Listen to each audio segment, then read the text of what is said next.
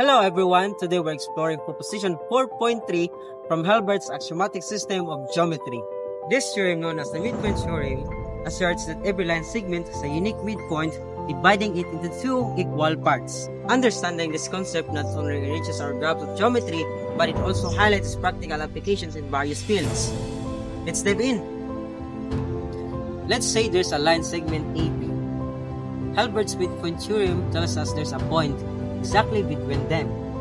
This point divides the line segment into two equal parts, ensuring balance and symmetry. But how does this abstract concept translate into real-world scenarios? On a construction site, determining the midpoint of structural elements is crucial for ensuring stability and symmetry. For instance, when placing a wood or scaffolding, identifying the midpoint helps in distributing weight evenly, preventing structural imbalances. On a volleyball court, the centerline midpoint is vital for fair play.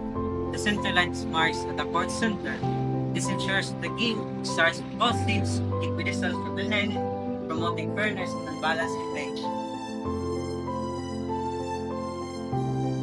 This compound has a single entry gate precisely positioned at the midpoint, which is essential for balance and symmetry.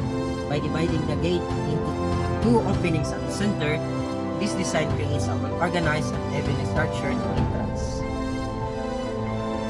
From construction sites to sports courts and gates, the concept of midpoints ensures balance, symmetry, and functionality. Hilbert's proposition 4.3 provides a mathematical foundation for these applications, ensuring that divisions are precise and meaningful. Understanding the midpoint isn't just about geometry. It's about recognizing patterns and achieving balance in the world around us.